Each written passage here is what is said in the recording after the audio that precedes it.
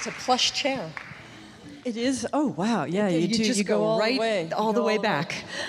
Whew. I Hi, have everybody. the cord. You have the cordless. Oh, that's good, because I'll be singing and dancing. I have a one thank you that I have to. Is Lily here, who makes borscht? It was Lily. so good. Thank you Lily, so much. thank you to Lily for thank the you. borscht. She fed me last night normal people borscht, which is, she had two kinds, one vegetarian and one called normal people. I had the normal people one. Liz was normal. And had I the was other person brilliant borscht. But thank you. That was amazing. I had to personally thank you for that. All right. Hi. Hi. So here we are in Hume Fogg, one of my very favorite places to be. I love this school and I love this auditorium. And I love you. I love you, Anne. We have been friends for a really long time, and this is how writer friends get to see one another. They agree to interview one another on stage, and then we get to talk. It's the only way we've ever seen each other. It's damn literally close the to only. the only I think way. it is. I think there was once, but I think certainly 3 or 4 times we've managed to arrange this so that we can spend some time together. Yeah, it's crazy. I want to start out. I have questions that I wrote, and I read them over, and they're great. They're really good questions. Anne, you wrote them. Of course, they're great. I know, I'm prepared. Brilliant, award-winning questions. But I want to tell a story from our day today because it was particularly fantastic.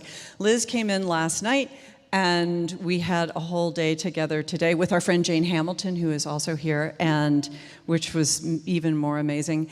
And we went to UAL to go shopping. I went to the Parthenon and UAL, 2 places I only go when I have out-of-town guests. And Liz found a pair of shoes. They are not those shoes. They were equally amazing Christian Dior flats that were about 10% of what they had once cost. So they were so beautiful, I was licking them in the store. And the only problem with these unspeakably beautiful Christian Dior shoes is that they didn't fit her. And one of them did. One shoe fit fine, and the other one caused her exceeding pain. And we were in UAL, as one is, for quite a long time. And she was wearing them the whole time. And one shoe, she kept saying it felt so good, and the other one hurt just so much. And I said, well, of course you wouldn't buy them. Only an idiot would buy shoes that hurt that much. And you said... I said, of course I'm going to buy them. And you said, you're in denial about these shoes. They don't fit you. And I said, first of all, only one needs to fit for the shoes to fit. Secondly, did you see the price? And thirdly, I'm not in denial. They're perfect for me. I'm going to marry them. We're going to have children, and they're going to stop drinking. We're going to be so happy together. Stop blocking my happiness that's waiting for me with these shoes. I really had all day long I thought this is what it means to be a woman. To think it's not working now. No, it's going to be fine. In the future, it's going to be fine. We're going to work it out. We're meant to be together. And we'll work it out after I buy them, and after we get married, we'll fix everything. So you wrote Eat, Pray, Love. Did you ever read it? Oh, do you know what? I just read it. Because it's the 10-year anniversary. Can you believe that? No. A decade. In January. Seriously? Yeah. And so Riverhead is putting out a 10-year anniversary edition of Eat, Pray, Love, and they asked me to write the introduction. I thought I should probably read it again. And do you know, first of all, I liked it. It's a good book. It's a good book, yeah. And although I haven't read it in 10 years. the thing that struck me about it, there were a few things that struck me. One, what an incredibly lucky thing to have been able to do, to have spent a year alone traveling. What an amazing thing to have been able to do. As I was reading along, I was like, that chick is so fucking lucky. Oh, sorry, I know we're in school. But I was like, and I got suddenly, honestly, for the first time, it sunk into me the criticism of people of entitlement, and I was like, I agree. That was a very fortunate human being who got to do that. The other thing that I had forgotten was how desperately sad I was at the beginning of that story, because it ended so well that I had sort of erased the deep, deep, deep sadness from it. and 10 years of happiness We'll do that. We'll do that. We'll erase that deep sadness. This is so interesting to me because I've never read one of my books. And I'm wondering, have you read your other books? And by which I mean you read them 30 times as you're finishing and editing, copy editing. But when a book gets to the point where I can't change something, I never read it again. Right. So have After you read? the first galleys, you never read it again? No, never. I don't think I ever have either. I think Eat, Pray, Love is probably the first book I sat down and I thought I would just skim it, but then I got sort of interested in the story. I wanted to see what happened. No, I can really see that. That's fantastic. Is she going to make out with Giovanni or not? I wanted to know. But I have to say, and I am a Liz Gilbert completist. I've read and really, truly loved all of your books. And one of the books of yours that I think about the most is Pilgrims, which is your first book. You always say that. That's I love so that book. lovely of That you. is a genius book. I think that is, I will go so far as to say it is up there with 9 Stories for me in terms of being a perfect and well-balanced collection. And I so often think of a story in that book as if it was a story someone had told me. But have you ever read it? No, I've never read it. And what year did you publish it? 1997? 1996 or 7, I think. You should ask them to have a 20-year anniversary edition of that book, because that would be astonishing to bring that back into the bright light of the Liz Gilbert world. The public is clamoring for it. Clamor, because, you know, if we did a 20-year anniversary, we could sell another 1,000 copies of it. Which should be amazing. Would double our lifetime sales of Pilgrims. You know, I think love that that people book might now. look at it differently now. Maybe. Yeah. It could very well be. Just go ahead so I can ask you these questions. Okay. Give us an overview, because you guys got the book to come in here, so I'm assuming a lot of you haven't read the book yet. I'm sure some of you have. But just explain briefly what Big Magic is all about. Okay, so Big Magic is a book that I've been thinking about writing for 12 years. And when I say thinking about writing, I mean every single day thinking about a book that I wanted to write about creativity. I've been living by the principles of that book my entire life. So it really is sort of my central manifesto about creativity, which I would say is a combination of extreme magical thinking and tremendous Yankee pragmatism. So it's fairy dust and it's garden soil, sort of there's nothing in the middle. It's all like either way up here or way down there. And I think the reason it took me this long to write it is because I feel like I must have felt that I needed to have a few more books under my belt before I believed I had the legitimacy and the chops to sit down and say, here's a way that you should do creativity. I think I must have needed to feel I had to prove something more to myself. So I wrote 3 books in the time that I was thinking about writing this book. And the other reason I didn't write it was because I couldn't figure out how to write it. I wasn't sure if it should be a very heavily researched academic treatise. Most of my books are very heavily researched, and so I spent years collecting hundreds of books about every aspect of creativity, the neurobiology of creativity and the psychology of creativity and the history of creativity and gender and creativity and suicide and creativity and alcoholism and creativity and culture. And I looked at that whole shelf of books one day and thought, if I have to read even one of these books, I'm going to kill myself. I don't care. And I'm proud to say there is not a single fact in Big Magic. It is a fact-free book. So I think you can either say it's completely unresearched, or you can say the research has been the 25 years I've been living by the principles that I put forth in this book. And then I finally, you know what it was? Is Facebook. It was 3, 4, how many people here do I know from my Facebook page? Sweeties. I love us on that page. I do. And it's a really big part of my life and my day, sort of talking on that page with all of you. And some of you may remember that 2 years ago I put a notice up and I said, I'm about to start writing this book on creativity. If you are not living out any sort of creativity in your life right now, tell me why you aren't. Let me hear all the problems, all the obstacles, so that I can discuss them all. And then many of you wrote very long, like legal lists, very intricately, of all the obstacles and all the problems and all the details. And I read every single one of those comments very carefully. And honest to God, all I saw in invisible ink through all the reasons and the obstacles was fear. just a huge amount of fear. And so that became the central topic of the book. Let's talk about creativity and fear and how to get around it and through it and over it and under it in order to be able to bring forth the treasures that are hidden within you that I can only assume are. So, okay, one thing that you said, this is how you should. Mm-hmm. You know, I wrote this book so I can tell you this is how you should live a creative life. Yeah. Do you mean that? I do. Not this is how you can, or this is one option. I mean, I talk a lot of smack in there about how, hey, if it's not for you, don't worry. But I actually mean you should do it this way. Okay. I really do. And I respect that. I really do. And that's why I'm not afraid to call it a self-help book, because it's the first time where I feel like I'm putting myself out there in a way saying, I'm going to speak as an expert about this. Because people often come to me with questions that are so above my pay grade that I really can't. I mean, I want to help and be there, but I don't know how to advise people about problems with their children because I'm not a mother, and I don't know how to talk about women in the workforce in the corporate world because I've never worked in the corporate world. And there's a million things that people bring me that are really serious questions where I just think, I don't know, but I know you can get through it. Like, that's usually my answer.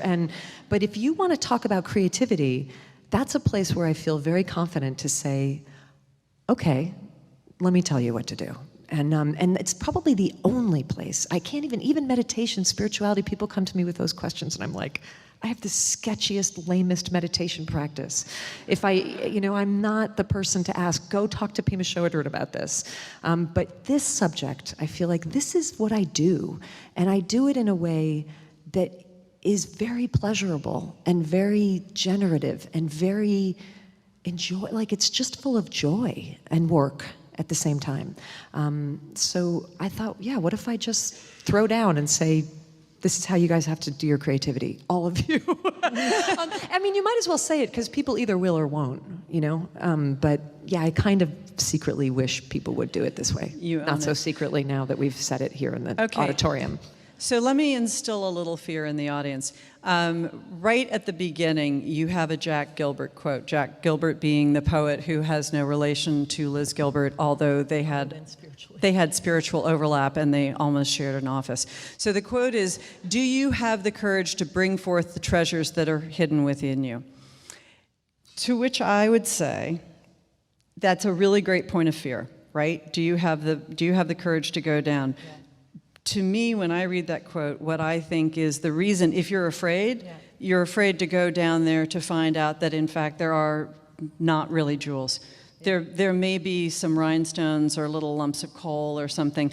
But what if you spend your life feeling good about yourself because you feel like a really creative person, but if you had the courage to sit down and really do the hard work of chipping those jewels out and you find out not so great? Well, I like rhinestones and lumps of coal. Truly. I'm really interested in them. And somebody said to me, I think it was an NPR interviewer said, aren't you afraid that your book is just going to encourage more talentless people to make more bad art? Which is a very, harsh... I think that is what I'm asking. I think that's what you're asking, but you're asking it in a nicer way. In a nicer way. You're asking it in a nicer way. And I will tell you, as a populist, which is what I am, and as somebody who's interested in people becoming, people in the process of becoming, people in the process of search, people in the study of themselves, people, as my guru in India used to say, becoming a scientist of their own experience, right? I think there's nothing more interesting you can do with your life than that. So for me, coming from that aspect of it, my issue with the world is not that there's too much bad art in it. My issue with the world is that there are millions and millions and millions of people who aren't making anything at all because they've been told that they don't have anything to say or to share or to do, or because they're afraid there's no point in it, or because they're afraid that they can't divorce the commercial aspect of it, and so they think, well, I'm never going to make a living at it, so why in the world would I do this? What other purpose would you possibly have for making a thing that possibly nobody wants? Those are the issues that I'm much more interested in than this is why I'm not a critic. This is why I'm not a teacher even, because it's not a comfortable position for me to sit around saying, this person is talented, this person isn't, you've got nothing, skip it. You have something, maybe. I would never feel comfortable doing that world has humbled me out of that. Because if I look back at 20 years ago and the people I hung out with, there were people who I would have bet the farm on, who I thought had everything. They had everything. They were shining with promise, and they did fucking nothing. They did nothing, and there were people who I dismissed and ignored and was arrogant and probably very rude about, who then blew my mind with something that they made that I could never have looked at them and seen was in there. I have a friend who said, "Oh, I'm writing a novel." I was like, "Oh, it's so cute, he's writing a novel." 20 years ago. I won't even say who it is. It's somebody who's a very renowned novelist. And when he showed this book to me and all of our friends, we thought, did he go hiking and find a cabin and there was a dead body and he moved the body and underneath it there was a manuscript? He couldn't have possibly. So having seen, really, we were like, where did he buy this? This is a person with no soul. This is a person with no imagination. Who?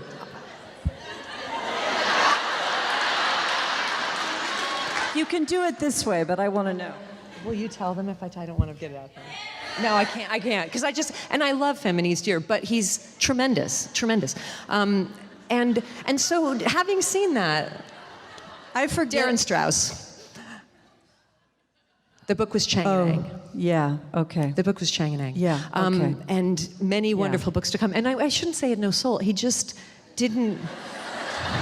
That's going to go all over the fight. He's a friend of mine.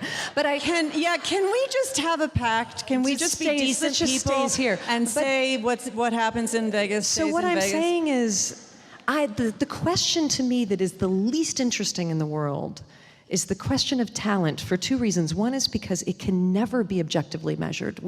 I have no idea how much writing talent I have. There's no way for me to know. All I know is that I've devoted myself to this as a craft from a very early age, and I've put years and years and years into it.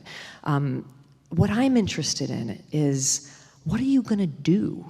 What are you going to do? I don't know what's in you. I don't know what's in people. I can't look at people and decide that. The interesting thing for me, and the most interesting way that I can go through the world, is to assume that everyone's got something fascinating in them. And it may not be a Pulitzer Prize winning novel, but I think it's a much more interesting way to go through the world than being like, no.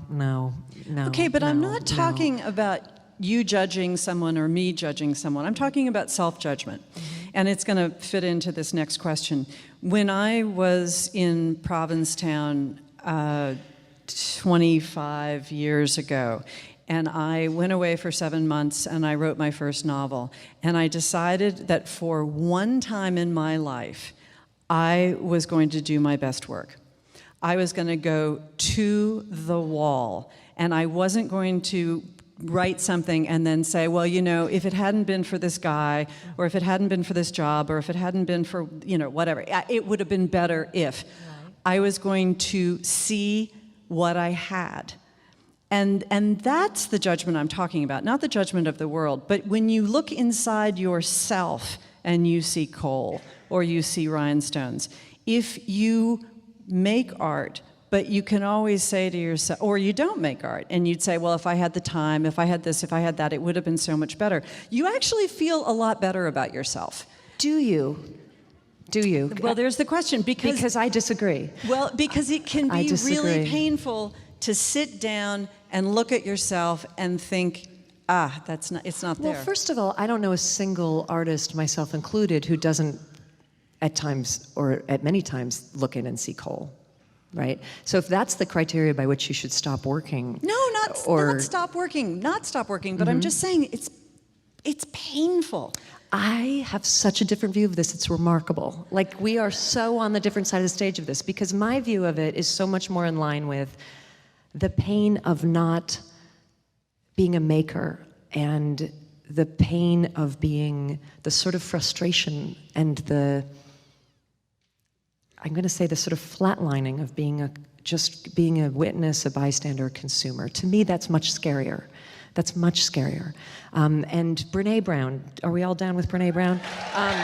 You know, Brene Brown and I had a really interesting conversation about this on our podcast, on the last podcast I did with her, she was fabulous on this. And I said, so what does creativity mean to you? This is a woman, if you don't know of her, who's a sociologist who studies vulnerability, shame, wholeheartedness, resilience. And one of the things that she discovered in her data is that creativity is actually, like expressing creativity, whether you're good at it or bad at it, whether it's diamonds or coal, is essential to a wholehearted life. And she said she would have never realized that years ago. And she said, if you had asked me 5-10 years ago, what do I think of creativity? I would have said, oh, that's very cute. I don't do ART, I've got a JOB. Oh. Which is, you know, just how she felt about it. She thought it was sort of, that's not, I have a real life. So I don't mess around. Have fun making your puppets, was basically what her opinion was. And she said the problem is that all of her research has shown that, and the line that she used that I love is, unused creativity is not benign.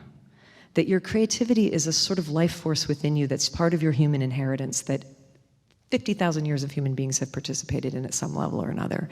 And it's part of something that needs to be, it's an engine that needs to be going. And if you don't use it for something, it doesn't just idle in neutral. You know, it's as I say in here, having a creative mind, having a human mind, is like owning a border collie for a pet. You have to give that thing a job to do, or else it's going to find a job to do, and the job it finds you won't like. And so what I want, all I want is to let people let their border collie run a little bit, and then let's see what it is. Do you think that that's also true for compassion, generosity, intellectual stimulation? Unused virtue is not benign? Yeah. Yes, I would say so.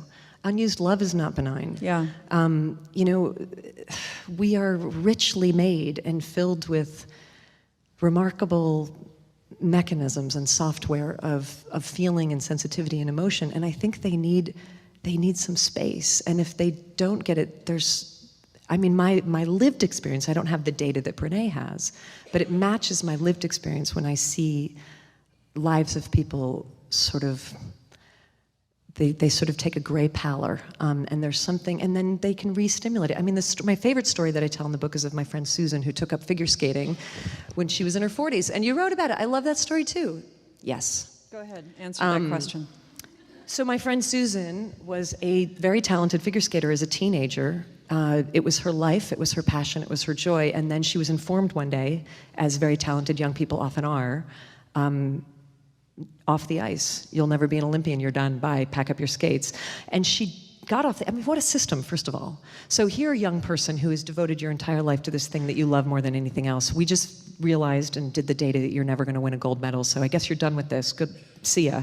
And 25 years later, when she was in her 40s and feeling very drab and dull and sort of just uninspired, she did a big soul search and asked herself when the last time she had felt really alive was, really kind of in touch and invigorated and creative. And to her horror, she realized it hadn't been since she was 14 or 15 years old and she was figure skating. So she went and got some skates and found a rink and hired a coach, and 3 mornings a week before her demanding day job began, she would go and skate. And she didn't sell her house, didn't quit her job, didn't get divorced, didn't move to Toronto, and didn't win a world championship. She just gave herself back this thing that was the most efficient engine for her to feel a certain way that she couldn't seem to feel any other way. And what I don't tell on the story is everything else that opened up in her life after that. After that, then she was like, this job sucks. I need a better job. And so she got a better job, not in figure skating, just in the field that she was in publishing. Is this Susan in San Francisco? No. This is an editor who I used to work with at GQ. She's like, I'm tired of sitting in my pajamas eating cereal out of the box in front of the TV every night. I'm gonna start dating. She met her husband. She said, I've lived in this apartment since the year I graduated from college. I'm a 45-year-old woman. I deserve a better place with some sun and I can afford it. All of this came from the figure skating, right? So that's what I'm talking about it doesn't have to be, and look, she was the only middle-aged woman on the ice with a bunch of feathery 9-year-old girls flying around her. And she was like, I don't care. I just want to be here because I can't feel this way any other way. That's Okay. what I'm interested in. All right, but a big problem, if you read to the end of the index card, is that in writing, Right. I'm always trying to tell people it is so beyond okay, beautiful, wonderful, important. You write because you love it. You don't need to publish. You don't need to make money. You write because you can't help but write. You love to write. It improves your life. But the desire to monetize the art, and I will only speak for writing, but I'm sure it's true all over the place, completely squashes the art in so many cases with so many people. When they say, I would like to do what you do, they're talking more about the living, the life. Career, not I your want vocation. your career. I want your career, not Or your vocation. not your art. Yeah. And what I love about the story of Susan is that is removed.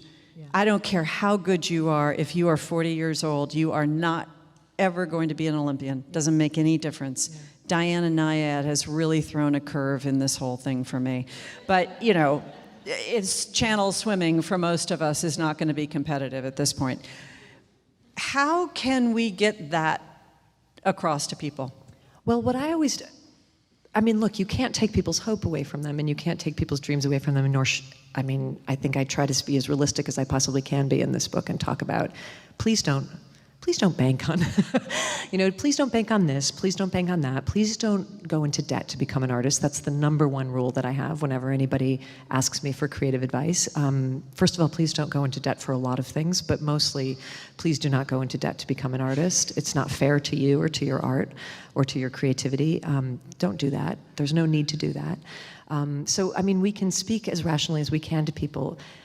The only thing I can do when I talk to people is to ask them, and here I'm going to go back up into sort of the magical thinking that's at the basis of so much of how I operate, because it's what I have to tell myself, is it's perfectly okay to have an ego. We all have one. The definition of your ego is it's a bottomless hole of desire. It can never be satisfied with anything. Your ego is the thing that will sell 20 million records and wonder why it wasn't 30 million, right? And that's... It can't be. It can be satisfied for moments, but it can't be eternally satisfied. No matter what your ego gets, there's going to be another level where it wants more. It wants 5 of them. It wants them in blue. It wants it tomorrow morning. You know, that's the definite. We all have this at some level in ourselves. So I had a letter on Facebook the other day from a young woman who said, "I don't think it's fair for anybody to tell me that I shouldn't want to be a successful actress. I'm going to acting school and I want to be a successful actress." And I said, of course you want to be a successful actress. I wanted to be a successful writer. When I was your age, I wanted to be published. If I didn't want to be published, I wouldn't have bothered to try to get published. I would have just written in my bedroom and put it under my desk and been fine, but I wanted it to be seen. It's fine. But make sure you have, if you're not capable of having a stronger motive than that, make sure you at least have an additional one. Make sure you have an additional one, and let that additional one be something that has more to do with your soul than your ego, because you are also a soul. And your soul wants a bunch of different stuff than your ego wants. Your soul wants wonder, it wants becoming, it wants unfolding, it wants process, it wants connection, it wants some sort of sense of meaning. Those are the things your soul wants. And I have this lecture with myself all the time, so that when I get a bad review and I'm miffed about it and I feel like I've been misunderstood or worse, understood, and revealed in a way that I don't want to be, I can see this difference where I can check in with my ego, and my ego's wounded. It doesn't like it. I would like everybody to like everything I do. It hurts. I still don't like it after all these years. And I'll be like, ouch, that didn't feel good. I didn't want that. And then I check in with my soul and say, how you doing? And my soul's like, we're fine. Can we play more? Can we make another thing? I just want to make another thing. Let's do it again. Let's do another one. Let's do it differently. Let's try this. And that's, I can never totally circumvent my ego, but as long as I'm making sure to constantly check in with a richer and more interesting part of myself, then I feel like I'm all right. And that's the only thing I can ever tell people. And they will or will not hear it. They will or will not hear it. But that's what I've got to offer. Something horrifying that happened to me 4 years ago on a stage in Australia, doing a panel. The moderator asked me what I thought about my brand. Did I ever tell you this story? No. What did I think about my brand? How did I cultivate and market my brand? It was a moment that changed my life in a terrible way, because until then I never knew that I had a brand. I had no idea. Like, I never knew that that word could be applied to me. I mean, I guess I thought Taylor Swift has a brand, but probably everybody under her were brandless. Yeah. So, Can I ask you how you answered it? What did you do in that moment? I mean, I'm sure I burst into tears and ran off the stage. I said, I was like, I'm sorry. I'm going to have to go into therapy for years before I can answer this question. I don't know. It really shook me up. It really, really shook me up. And it's sort of like a nasty thing that's been in my head because people will ask me to do things. When I interviewed Shirley MacLaine at TPAC a few months ago, and I actually came off the stage thinking, that probably wasn't good for my brand. And I hate having that thought. But your brand is enormous, and in I don't want to say it's in conflict with itself, but you are doing very different things. I understand how they're all connected, but you're a brilliant fiction writer. Your novels, your short stories, you are tops. And there are a lot of people who would say, writing self-help, even writing Eat, Pray, Love. I mean, as somebody who owns a bookstore, the people who don't like Eat, Pray, Love, when I would say, oh, signature of all things, this is the book that you would love. And they would say, oh, no, I'm not going to read her. I don't like Eat, Pray, Love. I said, did you read Eat, Pray, Love? No, I didn't. Oh, no, I didn't eat. And your brand takes you up. There are people who are going to read Signature of All Things because they loved Eat, Pray, Love, and your brand crashes you to the ground. And now on top of it, you've got this third thing, which is an enormous social media presence, which is a different kind of brand. Go for it. There's a question in there somewhere. I hear you. Anne, I'm having the time of my life. I'm having the time of my life. And thank you. Here's the thing about what happened with Eat, Pray, Love. A bunch of stuff happened because of Eat, Pray, Love. I messed with my brand, what I had of one, by even writing that book. Because prior to that, that's I mean, what I'm I was talking not about. I was not a well-known writer, but if I was known at all, I was known for a very certain kind of thing. I was known as a woman who wrote very sympathetically about men. Two of my first three books had the word men in the title, which says a lot about my 20s, first of all. But, I was writing for GQ, I was writing for Spin. And if you haven't read Last American Man, it's genius. I mean, honest to God, that is a genius book. And I kind of blew that up. I knew that I was blowing that up to go and write a memoir about a woman's journey. I just knew that that was it. And I felt I had no choice. I just thought, well, sorry, everybody. And this is literally what I was thinking as I was writing it. I was like, sorry, everybody. And by everybody, I meant like 5,000 people. But sorry, everybody, we may be done here. And you may never take me back again. But this is a book I really need to and want to write. So no one's going to like it, but here it is. So it didn't feel like a safe gambit to write that book. It felt like and I quit my job at GQ to go and do that. I lost all my credibility as a literary figure. I mean, it felt like a big risk. So obviously it turned out great. We all know. A couple things happened. One is, to be very frank, that book made me incredibly wealthy to the point that I can do whatever the fuck I want for the rest of my life. And so I will. Because the other thing it did is that it made everyone decide some stuff about me. And the great thing about that is that that's in concrete, essentially. So once enough people have decided what you are totally free. Because there's nothing you can do to alter their opinion of you. It's such an enormous waste of time anyway. But they're finished. They already decided. They're done. It's done. They're done with you. So do whatever you want. Do whatever you want. And those two things feel so liberating. And don't think I am not aware that, first of all, no woman in the history of my family has ever been independently wealthy. Two, very few female artists and creators have ever had that kind of freedom. And don't think I'm going to waste that by not doing whatever I want and taking whatever risks. And I think it's so great to write a self-help book right now. Right after Signature of All Things was just beginning, they were just beginning to take me back. You know, they were just beginning to take me back, and now they're like, oh my God. And now basically a book that's a Facebook post. You know, like, and I was like, yeah, that's what I want to do right now. And so I have this. So my brand. There's a level at which your brand is put upon you by other people. You're not. I mean, unless you're a superb marketing genius, essentially your brand is what the public decides you are. And then just do whatever you want anyway. Who cares? You know, I mean, I have such freedom. I have such freedom.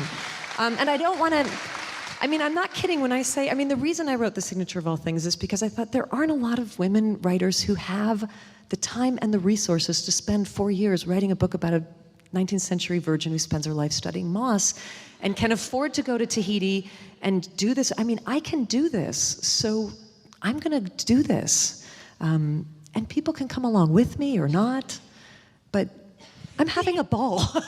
and I have to say, I have so much respect for you for that, but it is a bold thing. I had so many people tell me in the business who love Signature, you would have won a Pulitzer if it hadn't been for Eat, Pray, Love.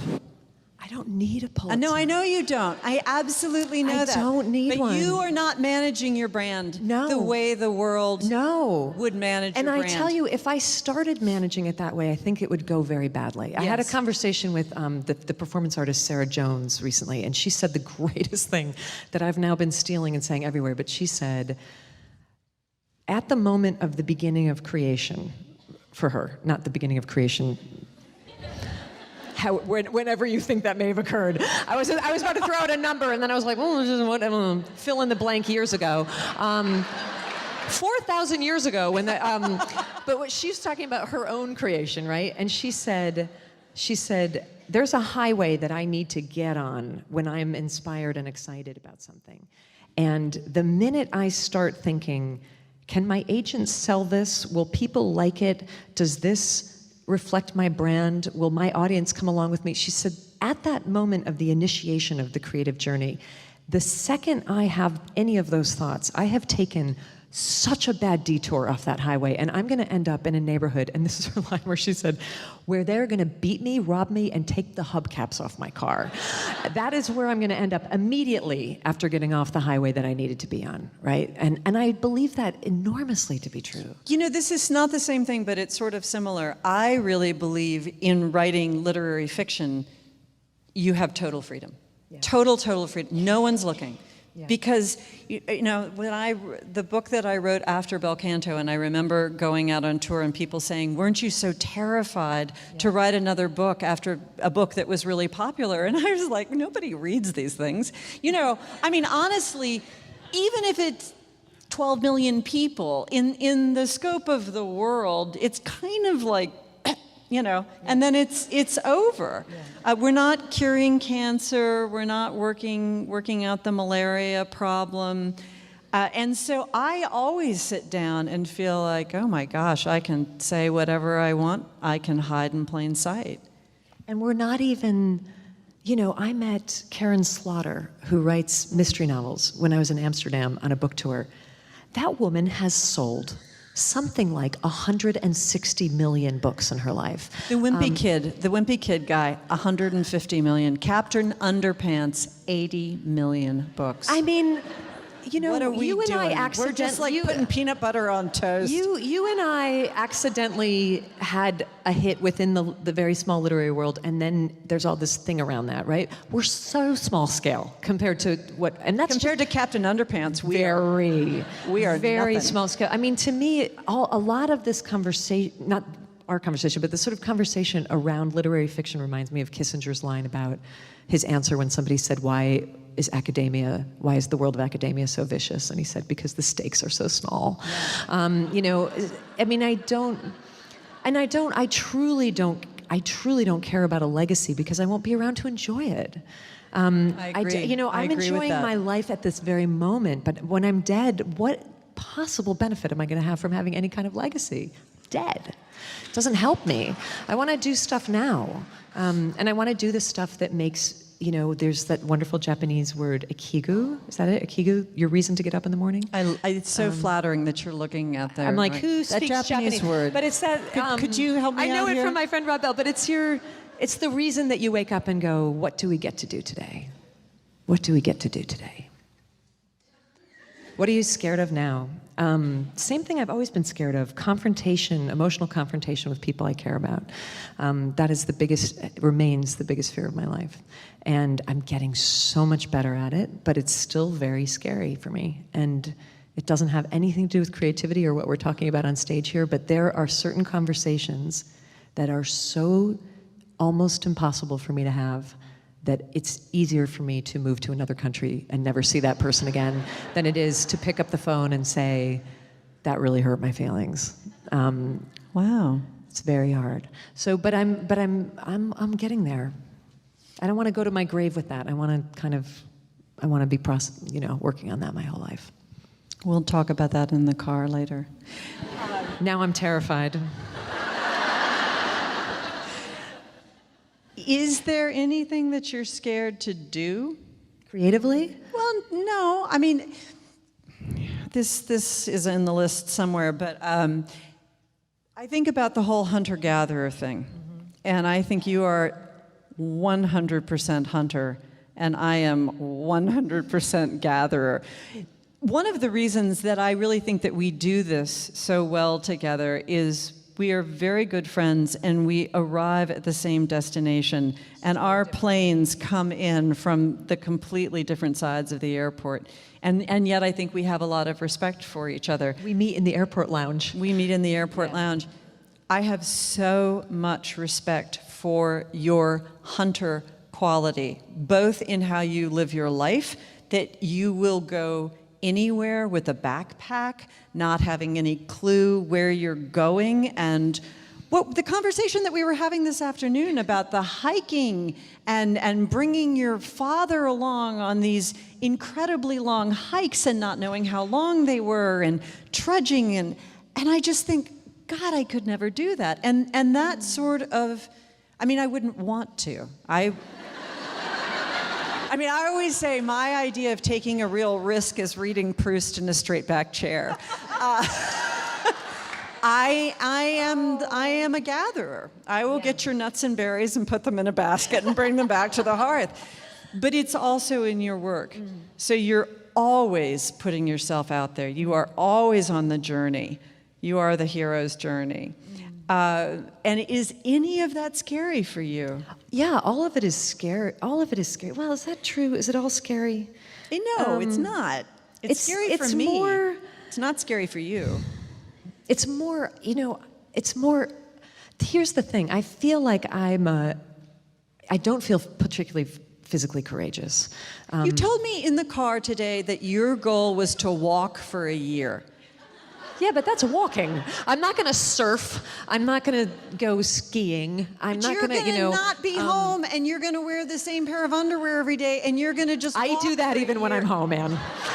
But yes, but yeah, anyway, here's the thing. My view of myself is, I thank you for calling me a hunter, because that makes me feel like a sexy cougar, so thank you. But that is not actually how I perceive myself, because I think I still have a sort of a vision of myself as a child. I was always very timid and very fearful, and I feel like inside I still feel that way often. Here's what I feel like my saving grace is that as scared as I am and as tremulous as I often feel in the world, I'm just 1% more curious than I am afraid. That's beautiful. Just 1%. And you only have to be 1% more curious than afraid to do the thing. And so the curiosity just outweighs the fear. Well, I have something all my life, the risk to pleasure ratio, what I really worked out when I lived in Montana. And every night on the local news, there would be new and interesting way that citizens died in Missoula. They did their hang glide and caught the downdraft. A cougar ate them in the parking lot, whatever. And I would always think, no, there is, the risk almost never outweighs the pleasure for me. That I think I would get more out of bungee jumping than I might get when the cord breaks and I I hit the bottom of the gulch. But you creatively bungee jump and you cliff dive as a novelist. As a gatherer, yes. I creatively, no, I don't. I don't know. We're losing this metaphor. We're losing the thread. But I love what you're saying about curiosity. I mean, that's, I think, and I talk a lot in this book about, another one of my guiding principles is curiosity over passion, because I think another way that people end up getting left out of creative life is that they're constantly being told to follow their passions. And I always feel terrible for graduates sitting in audiences where people tell them to follow their passion, and they're like, I don't even know what that is, if I have one. Or and what direction did it go in? So how could I follow it? I don't know. Or people who are sort of struggling on their own path at any age, and people will just sort of blithely say, well, yeah, just follow your passion, in that voice. And I feel like it's sometimes a very cruel piece of advice, and sometimes, and usually not very helpful, because the deal is this: if you have a central burning passion, odds are 10 to 1 you're already following it. That's kind of the definition of passion. That's what it means to have one, is you're doing it. If you don't have one, and somebody tells you to go find one, they're constantly sending you back to look in your purse for the car keys that you have said for 20 years are not in the purse. And they're just like, yeah, but did you look in the little side pocket in the purse? Oh my God, have we ever done this before? That's one of my favorite metaphors. Really? I use that all the time. The keys are in the drawer. No, they're not. Go back and look again. Really? I didn't know that. One more. Look. It's so We're on the good. same page. This big magic. And so for me, I just feel like, and we live in a passion fetishizing culture, and I think sometimes when people keep hearing that and then they keep saying, yeah, but I don't have that thing, then they think, well, I must not be special or matter, or maybe I'm just not supposed to be a thing. Maybe I'm just not a thing.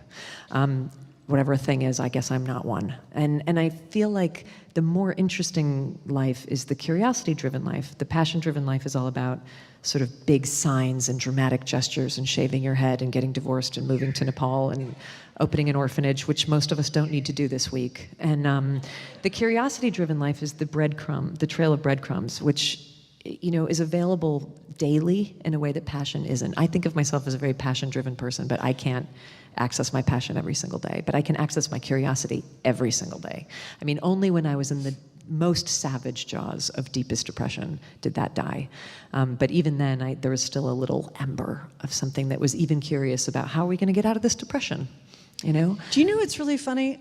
I think of that in terms of I can access my work ethic every single day. Oh, cool. Yeah, which is just, again, coming at it from a different place. Yeah. I don't think about curiosity. I don't think about creativity. I don't think about passion. You can access your discipline every day. I can access my discipline every day. Yeah. I can get myself there and trust that if I sit down and sit there long enough, sooner or later, it may not be today, it will come. What did David Carr say? You can type until it turns to writing? I would buy that. Yeah. I really would. Tell me about Oprah and going out on tour with her and how that experience influenced this book, as I think it must have. I'll tell you, to drop a name, I was talking to Oprah one day. Oh, tell the story about the gym. I love that story so much. She's incredible. She's extraordinary, and I will leave a room if someone says a bad thing about her. My loyalty to her and my respect for her is incredible, and I've always had that respect for her, but having spent some time around her now, that has returned to reverence because she is really, really extraordinary. The gym story is that I was in Seattle on book tour for Signature of All Things, and I had a time zone thing, so I woke up early because I'm on the East Coast time, but I was on the West Coast, so my husband, who never gets up early and who never travels with me, was with me. And we did a thing we have never done before or will ever do again in our life, which was go to a gym at 6:30 in the morning. Even though you were so wild, were you rewarded? You'll never do it again? Yeah, how are you going to beat that, though? Well, we walk into the gym at the Four Seasons Hotel in Seattle, and we do 10 minutes of exercise, which is about what we do when we go to the gym. And we're wrapping it up. We're up at minute 9, and we're like, we're good. It's 6:40. Let's go to the breakfast buffet now, right? And in walks Oprah Gail Winfrey with her bodyguard at 6:45. It's now 6:45. Crazy. And you knew her because you'd been on her show. Yeah, I'd been on her show twice at that point. That was all the interaction that we had but it was long ago, and 1.5 million people have been on her show. And she saw Jose and sort of smiled politely at him, and my husband, his real name's not Felipe, by the way.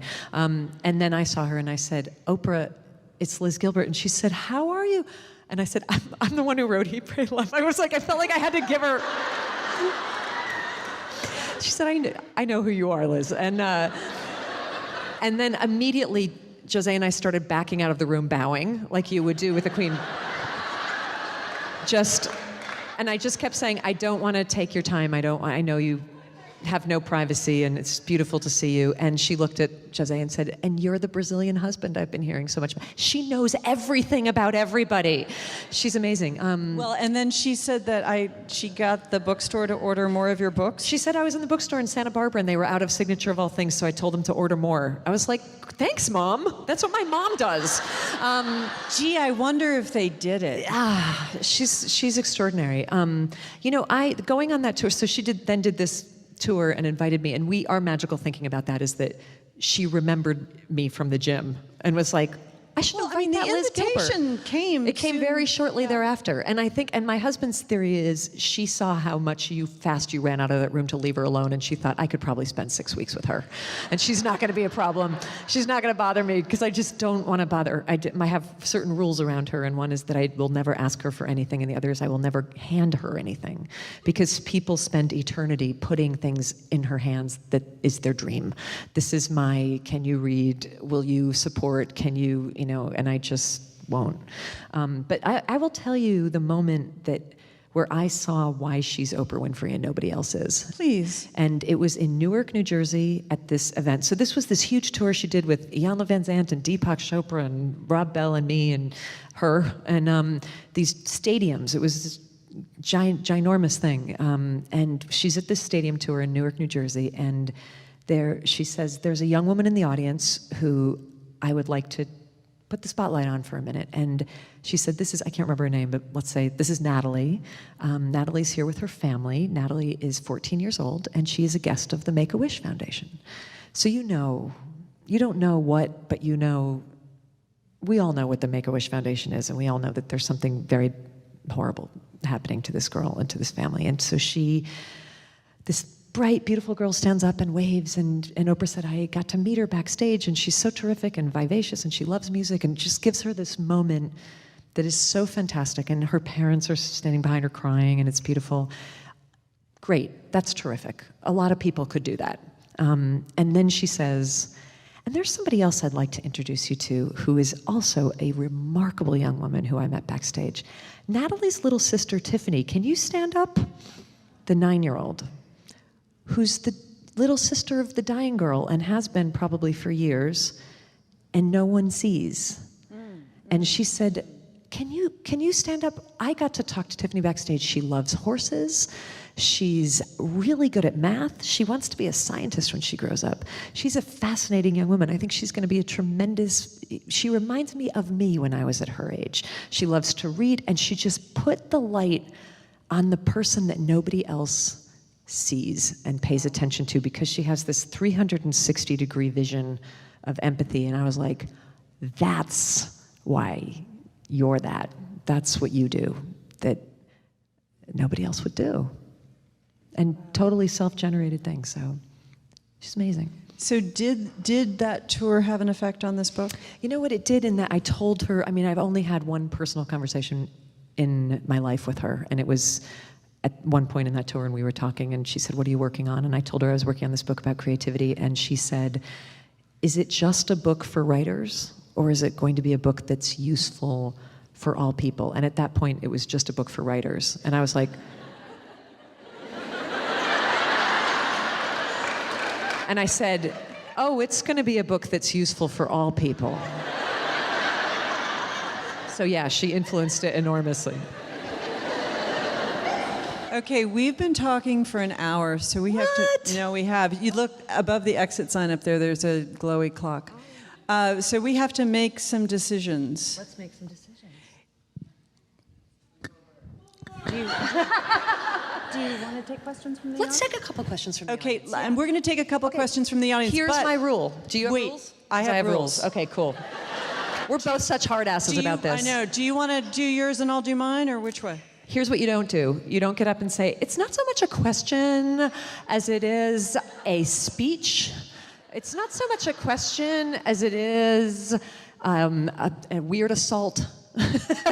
It is not so much a question as it is a plea for you to read my manuscript. So don't do any of those things. Just if you have an actual question that is a real question, we will hear your question. That is my rule. Do you have a rule? Mine's very similar. I say, if you're the crazy person in the audience, realize that about yourself and just hold yourself in your seat. Oh, I'm so stealing that one, Anne. Okay, one very brief non sequitur. I interviewed Sally Mann, actually both in Nashville, but also at Symphony Space in New York the day her book Hold Still came out, which is a fabulous book. But so Sally Mann wrote a memoir about her career. She's a photographer, and if the name sounds familiar, it's because she took those amazing naked pictures of her children that really rocked the world in the 80s. And so I said this, you know, if you're the crazy person, just hold on really tight and wait in your chair till we leave the theater. And everybody was great. They were so great, and the questions were so smart. And then at some point, this guy stands up, and he's crazy guy. And he's standing up and he's going on and on about, you know, Sally's been persecuted all these years and nobody's ever given her the chance to say that she loves her children. And he's going on, and he's so crazy. And we're up on stage, and she leans over and she says to me, not on the mic, she goes, "It's my brother." Oh. And I said to her, "Out him immediately." And so she goes, "It's my brother, Bob, you can sit down now." And I said, "Who would have guessed crazy guy is actually Sally Mann's brother?" It was a really inappropriate thing to say.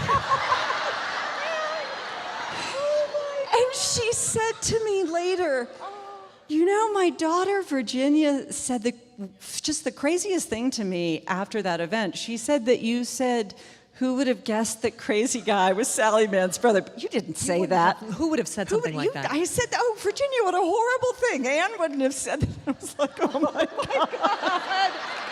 Oh my God. And he was crazy, you know, like he really was. So, with all of that luggage behind you, who has a very succinct and specific that smacks? You've got sanity written all over you. Yellow scarf, yes. Just shout it out. I'm a psycho magnet, so I'm not going to pick the person. Thank you so much. Let me repeat the question a bit, but it's the question's about something from Eat, Pray, Love, when you're in the jaws of depression and you're really in the darkness and the 1% of curiosity seems so far away. How do you push yourself through that?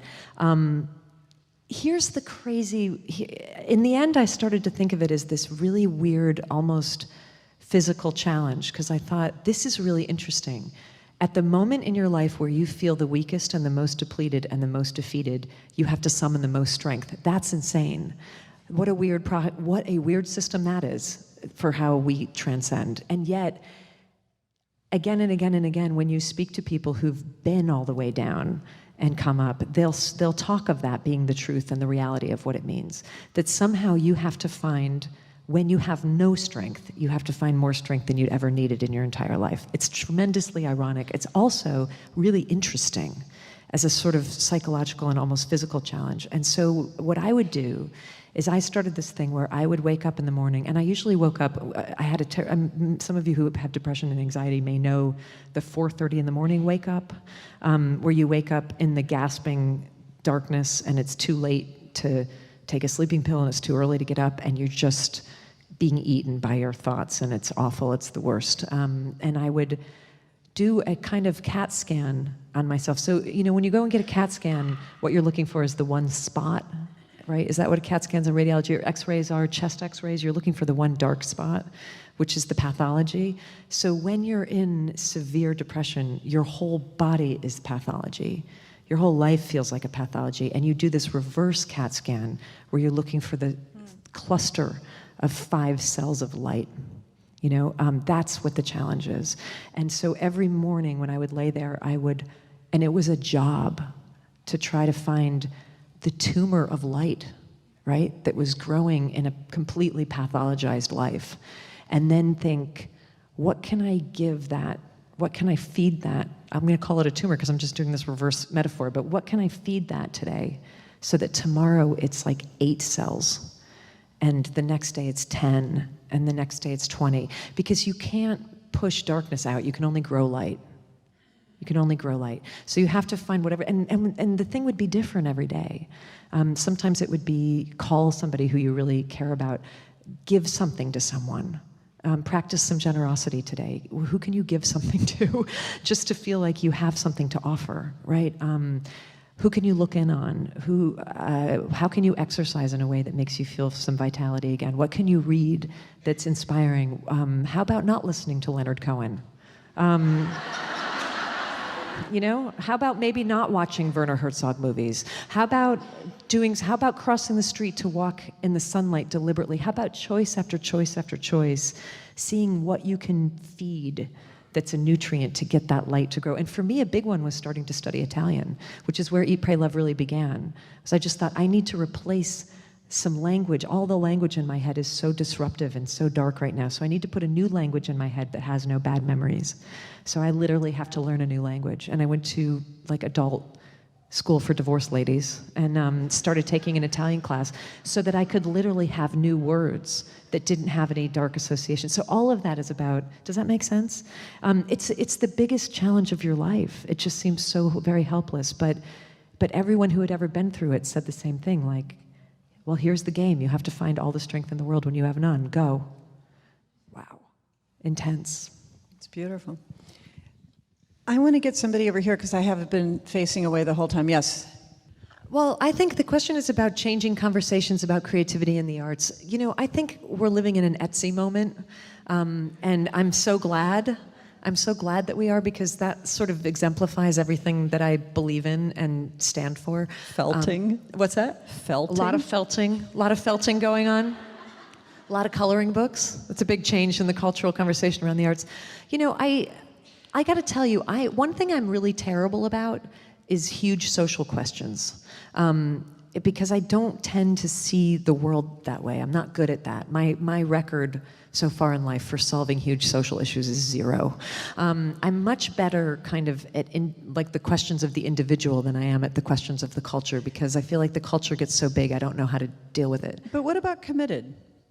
Oh, right. I take that back. I'm so good at writing. That is a big cultural question, isn't it? Yeah, it really, and in a worldview cultural question. Right. That what she was asking about creativity is what you did with Marriage and Committed, which is another book that I really love. And if you know anybody who's thinking about getting married, give them that book, because it's such an incredible, thoughtful look at marriage all over the world. Thank you. So look, you did it. I needed to write that book because I needed to figure that stuff out. And there are books that, there are books that you want to write and there are books that you need to write. And that was one I needed to write, because the only way I could change my thinking about marriage was to learn everything about it and then find a pathway to make myself feel comfortable with it. Okay, so can you answer that question? I don't know if I can. I don't know if I have an answer. I mean, it's hard for me to say I don't know, because that's a hard thing for me to say. I'm bad at it. But the truth is, I don't know that I have a big vision on that. But thank you for asking. How's the balcony? All the way in the very back row, yes. You have such a strong, authentic voice. How did you find it? That's a good question. Thank you. I'm tempted to say by trying out a bunch of others first, right? The wonderful psychoanalyst Adam Phillips says that sometimes the only way we can learn, this is for me, this is how I've learned everything in my life. Sometimes the only way we can learn boundaries is to practice excess, to see where the boundaries are. Because otherwise you just don't know. And so I think it's almost the same way for me with, that's certainly been the case for me with most of the lessons that I've learned in my life, is that I was only able to learn them by going over the boundary of what was too much and then being like, oh, I guess that's where the line is. Oh, that hurt and hurt a bunch of other people, back it up, And I think with my voice, it's a little bit the same. Practicing, certainly in my 20s, I was trying to write like everybody. I was trying to write like Annie Proulx for so long. Most of the stories in Pilgrims, I think, sound like Annie Proulx. No, they don't. Well, not for lack of, that's only because I wasn't doing a very good Annie Proulx imitation, but I was trying to. I congratulate you. Anne loves Annie Proulx's writing, you can see. I think I just tried a bunch of other voices.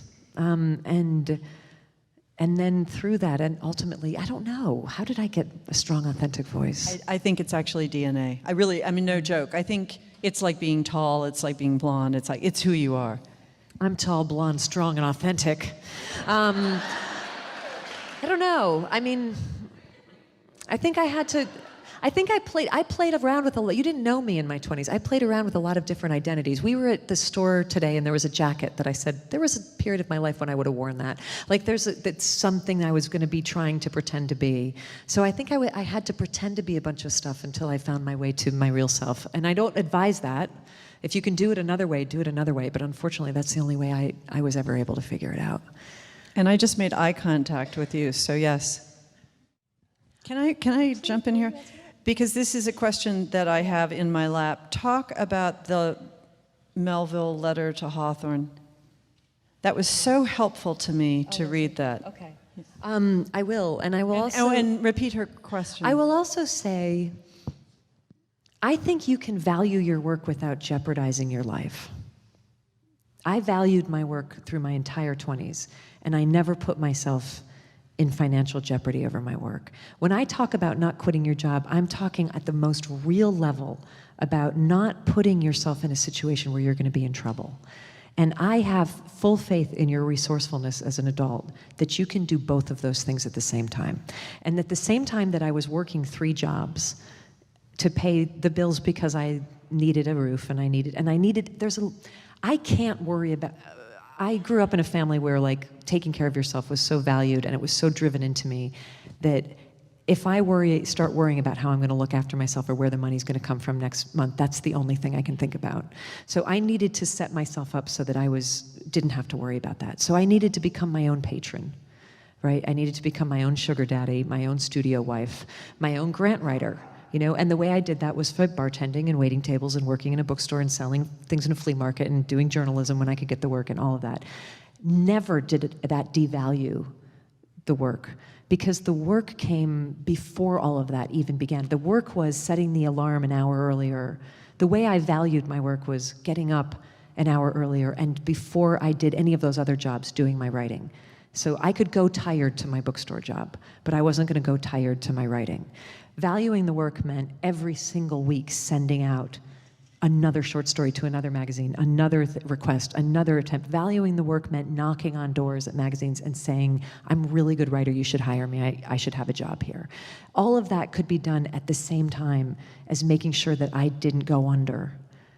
Do you understand what I mean? So I don't see them as being, in fact, I actually think that there's a tremendous honor that you come into and sort of bone building that you come into by supporting yourself that will make you stronger as an artist, that will make you more powerful and more confident as an artist. So do both. The answer is yes, both, if that makes sense. And also, think of it as being in love. If you have 3 jobs and you are in love with somebody, you are going to see that person. You're going to find those minutes, and it's never going to feel like a burden. And you're never going to quit your job so you have more time to spend with your lover. Everybody understands that that's craziness, but you I've wouldn't done miss that. it. No. Again, you have to go to the excess to find the boundary. But you're absolutely right. And no one who was ever having an affair had their lover who they haven't seen in a week call and say, I'm in town, I have an hour. And they said, I'm a little busy. Like when you're in love, you find that hour, you make it. The Melville story is a letter that Melville wrote to Hawthorne. They were pen pals, not unlike us, Anne. And it's this heartbreaking letter where he just said, I am pulled hither and thither by circumstance. And I only put a piece of it in Big Magic, but there's a whole long letter where he just is laying out all his burdens, all his responsibilities, all his troubles. Everybody wants a piece of him. He has no time. And he said, I'm longing for the cool summer green grass, uninterrupted, days in which a man should compose. And I put this in Big Magic to say, this is the desire that never goes away. I don't know a single artist, no matter how successful they are, who doesn't long for this Edenic dream of some sort of utopian thing that's going to happen someday, where all the obstacles and all the responsibilities are going to be removed, and you're just going to be given this eternity of slow, languid, warm summer green grass growing days in which to focus completely on creativity. No one ever gets that. No one ever gets that. Melville never got it, and he wrote Moby Dick anyway. He wrote it anyway. He did it the way we write our books. I wrote today, I had 20 minutes before I met you here, and I worked on my novel. And I'm on book tour, and that's how much time I had. And it's not ideal. This is not an ideal circumstance in which to be working on a novel. You could have left UAL a little earlier. No, I had obligations. My life is so full of demands, Anne. I had to try on all those pants. You could have gone into the dressing room and just sat down. Liz Gilbert, why don't you tell us why you won't be having a signing line tonight? Okay, so here's the situation, you guys. My book tour began in the middle of September in New York City, and it ends in the middle of December in Germany. And along the way, I'm going to 6 countries. And I don't even know how many cities. I haven't had the stomach to look at the number of them. And this is something I want to do. And it's something I particularly want to do with this book, because I feel like if you write a manifesto, then you should bring your manifesto into the world, right? You should go out there and sort of like stand tall for your manifesto. And I want to bring this book to as many audiences as I possibly can. But as I was planning this tour and looking at what the demands of that tour was going to be, I realized that the only way I was going to be able to do that and get through it without getting sick, and you and I know about getting sick on book tour, it happens usually every book tour for us, is... Usually by the third city. Was to be very real and honest with myself about the limits of my energies and my capacities, what I can physically and emotionally do when I'm going from airplane to airplane and city to city and hotel and venue to venue.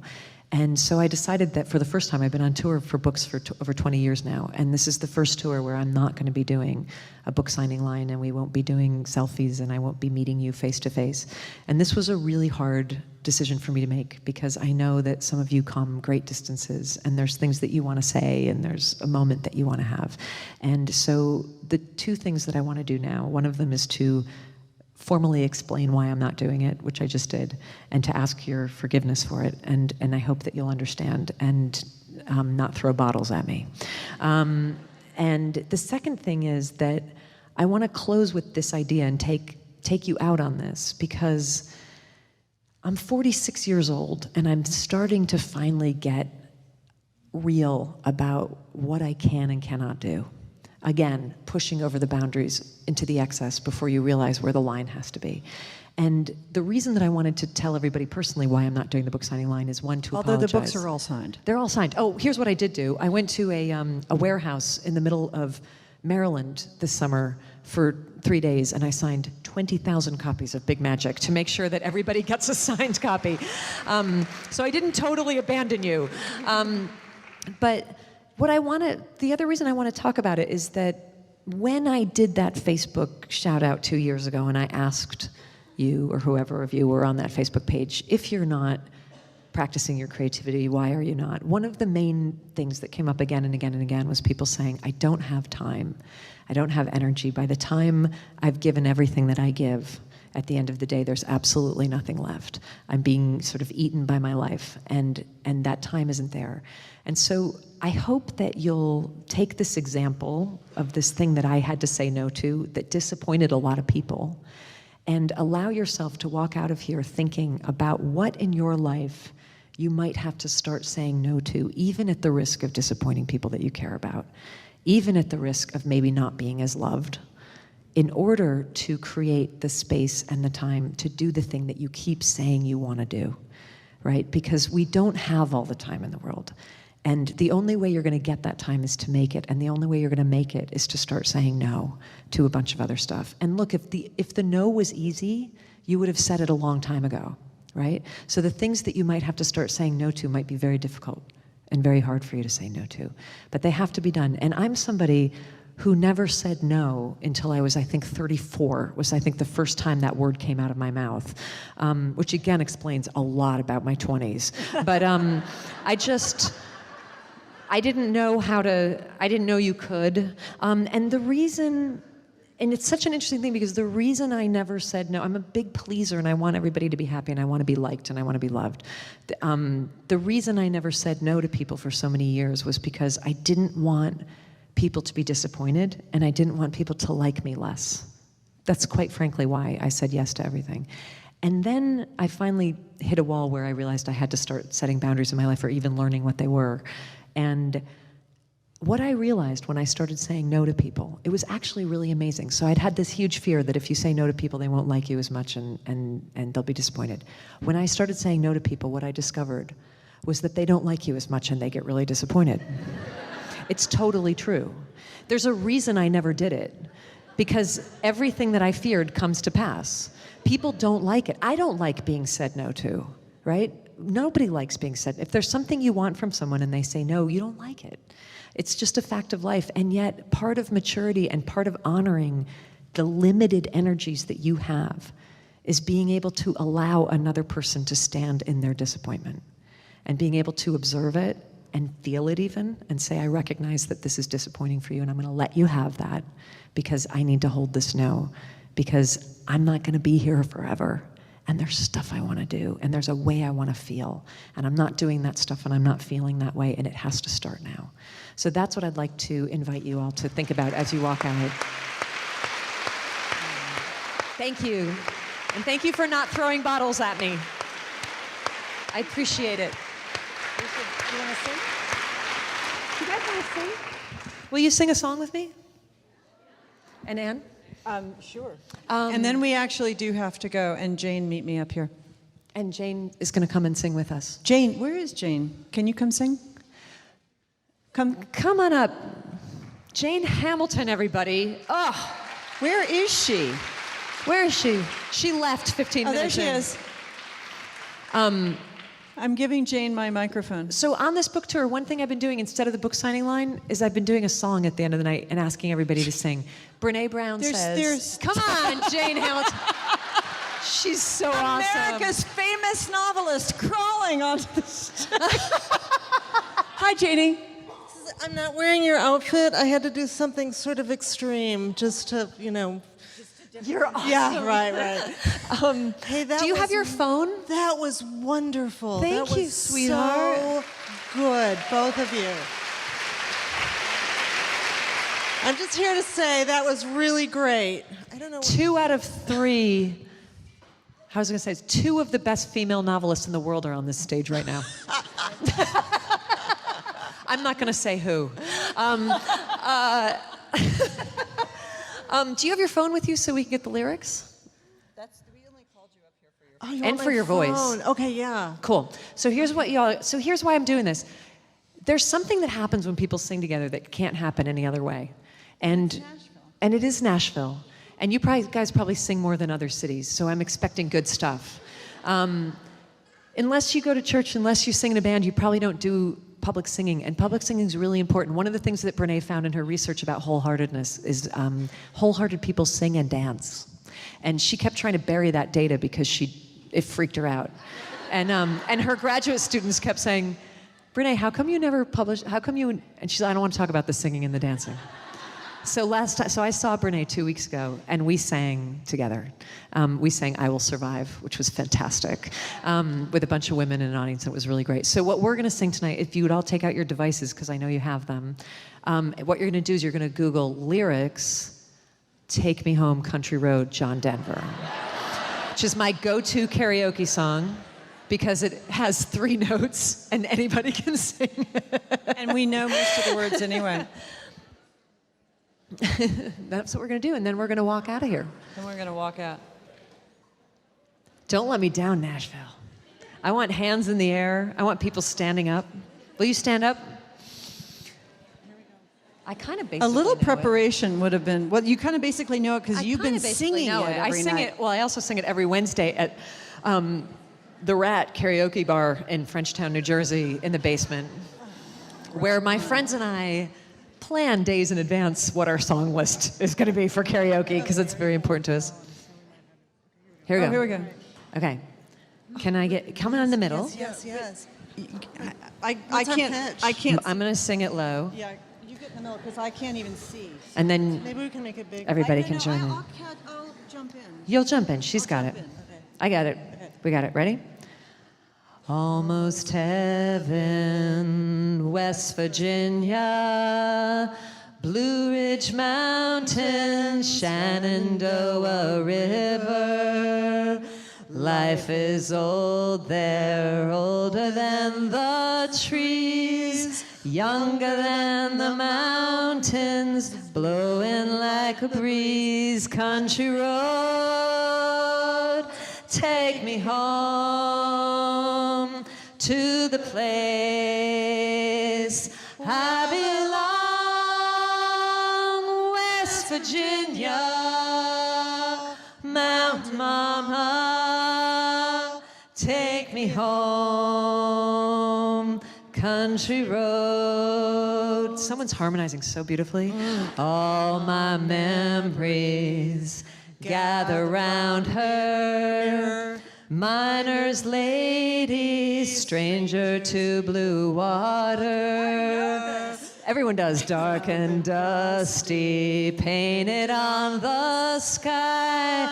Misty taste of moonshine, teardrops in my eye. Country road, take me home to the place I belong. West Virginia, Mount Mama, take me home, country roads. I hear her voice in the morning hour. She calls me. Radio reminds me of my home far away. And driving down the road, I get a feeling that I should have been home yesterday. Yesterday, country road, take me home to the place I belong. West Virginia, Mount Mama, take me home, country road. One more time. Country road, take me home to the place I belong. West Virginia, Mount Mama, take me home, country road. Oh, won't you take me home?